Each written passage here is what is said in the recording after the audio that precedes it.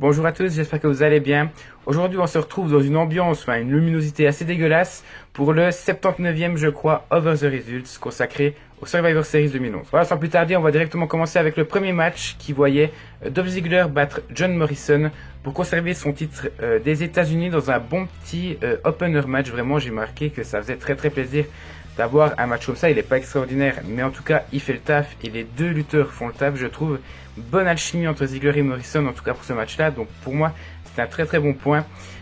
Point négatif, j'ai marqué le public qui est bon. Le problème, c'est qu'il va donner de la voix plutôt pour Zack Ryder, qui était à l'époque totalement populaire avec son podcast sur YouTube intitulé, je crois, Long Island Iced, je crois, je suis plus sûr, c'en était au début. Donc vraiment, ça a été la meilleure période pour Zack Ryder en termes de popularité. Et ce que j'ai mis c'est un bon point en fait, que le public donne de la voix, mais il donne de la voix pour Zack Ryder et non pour le match. Et pour moi, c'est un petit peu dommage. Concernant l'après-match, il y en a un, forcément si j'en parle c'est qu'il y en a un, où on voit Zack Ryder intervenir pour attaquer Dolph Ziggler pour le plus grand bonheur du public. C'était sympa, voilà, après sans plus, j'ai mis 7,5 sur 10. Deuxième match, Beth Phoenix Eve Torres dans un Lumberjill match pour conserver son titre des Divas. Ça me fait hyper plaisir, je crois que ça va être la deuxième fois en 79 analyses que je vous analyse un pay-per-view où Beth Phoenix gagne. Je crois que j'ai tous les pay-per-views où elle a perdu, je crois que je vous les ai tous faits. Maintenant il y aura que des pay-per-views où Beth Phoenix gagne un match. Non vraiment ça fait plaisir de l'avoir gagné, surtout en plus après un Glam Slam magistral depuis le haut de la deuxième corde. Donc vraiment Eve Torres a pris très cher. Cependant j'ai marqué le match est pas très bon, il n'est pas rythmé, il dure que 6 minutes. C'est un petit peu une déception quand même parce que vous savez que j'adore Beth Phoenix et que j'adore Eve Torres. Et 5,5 sur 10, je trouve que c'est encore un petit peu bien payé pour ce match-là. Troisième match, Team Barrett, donc composé de Wade Barrett, Cody Rhodes, Jack Swagger, Hunico et Dolph Ziggler qui donc se battaient pour la deuxième fois dans le pay-per-view. La Team Orton composée de Randy Orton, Sheamus, Mason Ryan, Sin Cara et Kofi Kingston. Donc là, je vais vous lire un peu ce que j'ai mis lors des éliminations parce que je me rends compte que je le fais pas assez dans les Survivor Series matchs ou dans les matchs à élimination en règle générale. Donc j'ai marqué première élimination, Ziggler rapidement enchaîné par celle de Sin Cara qui va se blesser. Donc concernant Ziggler, c'est totalement bien vendu dans le sens où il avait déjà eu un premier match. Et Sin Cara qui se blesse, c'est totalement involontaire. Donc vous pensez bien que ça va faire un petit peu baisser la note de ce match-là. Ensuite, j'ai marqué Cody Rhodes qui élimine ensuite Mason Ryan, Wade Barrett qui élimine Kofi Kingston, puis Sheamus qui se fait disqualifier en tabassant Jack Swagger. Ça veut dire qu'on se retrouve à 4 contre 1.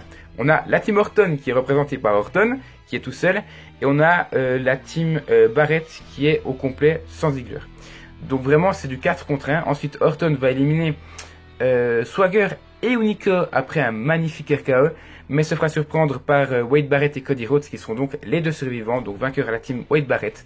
Donc concernant le match, j'ai marqué que c'était un match magnifique, bien rythmé. En plus, c'est le seul traditionnel Tag Team Survivor Series match de cette année-là. Et j'ai marqué heureusement qu'il est bon, parce que franchement d'avoir rien qu'un, ça me fait un petit peu de mal. On n'a pas de match traditionnel des Survivor Series de femmes, donc ça aussi c'est une très bonne chose. Mais vraiment ce match-là est très bon, d'où ma note qui est à 8,5 sur 10. Quatrième match, le Big Show bat Mark Henry par disqualification. Donc Henry conserve son titre. Donc j'ai marqué, mais quel match lent et lourd, vraiment. Vous allez me dire, oui c'est le Big Show, oui c'est Mark Henry. Très beau jeu de mots Jordan, le match est lourd comme les deux. Non mais franchement, après le rythme, c'était sûr qu'il allait pas être bon. Mais j'ai trouvé qu'en termes justement de rythme et l'intensité, peut-être pas, je vous en parlerai après. Mais c'était très chiant à un certain moment, beaucoup trop lent pour moi. Et ça m'a pas forcément plu, vous le voyez à la note. Sinon j'ai marqué grosse intensité, par contre avec Henry qui fait traverser le Big Show à travers les barricades, et la descente du coude du Big Show depuis la troisième corde. Et le Mark Henry était couché bien loin de la troisième corde, donc vraiment gros spot du Big Show. Et encore une fois le gros, faut pas le prendre dans ce sens-là. Et j'ai marqué encore un autre point négatif, le public qui se réveille qu'à la fin, pour moi c'est dommage. Et encore un point négatif, Mark Henry qui se fait disqualifier après un coup de pied dans les parties intimes, pour pas dire autre chose, du Big Show. Donc pour moi c'est un petit peu dommage. Ensuite j'ai marqué l'après-match est sympa, où on voit Mark Henry qui veut essayer d'attaquer le Big Show. Le Big Show arrivera justement à contrer ça, et pour une fois c'est Mark Henry qui va entrer dans son propre Hall of Pain. Et moi je m'attendais là justement à une intervention de Daniel Bryan qui n'interviendra pas. Je savais qu'il allait intervenir le jour d'après parce que Mark Henry sera inapte à combattre par la suite. Et Daniel Bryan, je crois que c'est au SmackDown ou au Raw suivant, va cacher sur Mark Henry, va réussir à faire le tomber, mais la décision va être renversée. Puis Daniel Bryan va quand même réussir à cacher cette fois-ci sur le Big Show qui battra Mark Henry à TLC 2011. Je vous ferai un jour la review, j'ai bientôt fait tous les TLC au passage. Mais en voyant ça, Bryan n'intervient pas, c'est dommage. Mais ça met l'eau à la bouche pour les gens qui suivaient Daniel Bryan à cette époque-là. Donc il y a beaucoup de points négatifs vraiment pour ce match-là. Il y a un petit point positif qui est l'intensité. 5 sur 10, encore une fois, c'est très très généreux. Avant-dernier match, CM Punk bat Alberto Del Rio pour devenir le nouveau champion de la WWE. Son règne mythique de 434 jours débute là, au Survivor Series 2011, et j'ai marqué dans un putain de bon match, mais uniquement sur la fin. Début de match catastrophique selon moi, avec un rythme horrible. Et encore une fois, c'est à cause de Del Rio qui sort du ring. Donc après c'est normal, Del Rio est le heel, il va sortir souvent du ring et revenir, donc ça va casser le rythme. Mais vous savez, et je me répète encore une fois, Del Rio, peut-être moins là, mais dans sa période fin 2012 et 2013, je trouve, et là on le ressent justement, c'est pour ça que j'en parle, je le trouve juste médiocre sur un ring et c'est dommage parce qu'il en vaut beaucoup, enfin il vaut beaucoup plus que ça. Donc pour ça c'est vraiment le gros point faible du match, la première partie, qui n'est pas forcément la première moitié mais qui sont vraiment les premières minutes.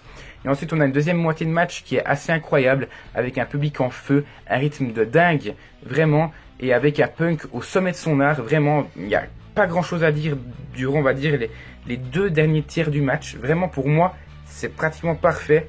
La première partie fait défaut, c'est pour ça que je mets 9 sur 10. Et enfin, le main event, Rock et Cena. C'était quoi, Never Before, Never Again.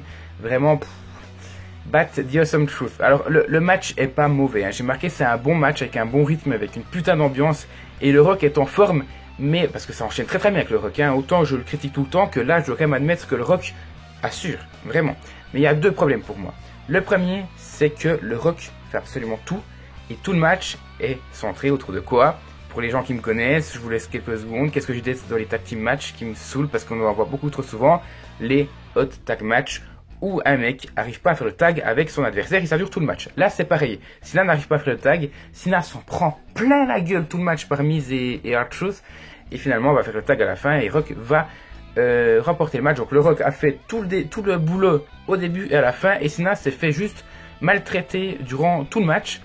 Et c'est ce que j'ai marqué aussi. Et pour moi, l'autre gros point faible, c'est que c'est Awesome Truth qui font tout le match. Et encore une fois, on parle souvent de la Nexus, on parle souvent du Shield, mais Awesome Truth était une putain d'équipe où il y avait tellement d'autres choses encore à faire avec eux. Que ce soit au niveau du storytelling, le truc de la conspiration, au niveau du ring, les deux se complètent très très bien je trouve et proposent quelque chose de bien. Au niveau de la gimmick, c'est tout à fait faisable, tout à fait crédible. Et puis il y avait eu toute l'histoire, je vous ai pas encore fait les reviews, mais je crois que c'était Vengeance et non plutôt Hell in a Cell 2011 où il y a eu le match avec la rivalité contre Triple H et CM Punk. Donc vraiment il y avait quelque chose autour de cette équipe qui a été maltraités, ils ont fait tout le match et ils ont été maltraités au fond, ils se sont fait battre assez facilement.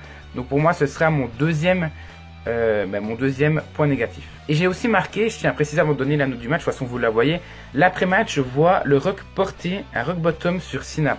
Pourquoi ne pas le faire justement pendant le match? Et donc ça amorce vraiment, ça lance définitivement la rivalité entre les deux pour WrestleMania 28.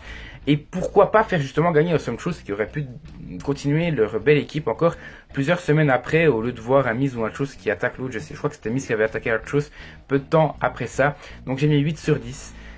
Voilà, c'est un bon match. C'est pas le plus ouf hein, comme main event. Je pense que c'est plus aspect symbolique qu'autre chose. Et je suis très frustré de ne pas voir Awesome Truth aller un peu plus loin. Donc j'ai mis la note de 8 sur 10. Et concernant le pay-per-view, donc on arrive à la note de 7,25 sur 10. Il est au milieu. C'est comme un lutteur qui est mid-card. Là c'est pareil, il est à la 40e place, égalité avec WrestleMania 23 sur 79. Qu'est-ce que vous voulez? Il est au milieu. Pour moi, c'est un super pay-per-view, mais il est pas mauvais non plus. Il y a des très bons matchs. Le Punk Del Rio, surtout la deuxième partie, est vraiment très bonne. J'ai apprécié Awesome Truth. L'opener est très très bon.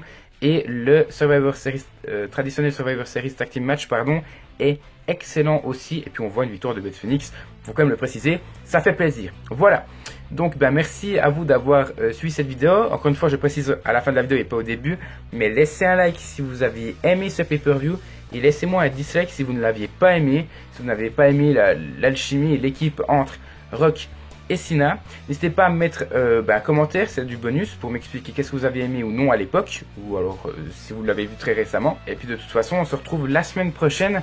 Je crois que ce sera le 80e épisode. Alors je ne sais pas si celui-là sera 78e ou 79e, mais le 80e sera sur WrestleMania 19.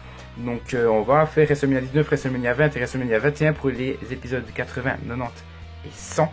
Donc on va vraiment enchaîner avec les WrestleMania. Donc vraiment, soyez attentifs la semaine prochaine pour cette prochaine review. En attendant, je vous remercie encore une fois d'avoir suivi cette vidéo et à tout bientôt pour la suite de la chaîne.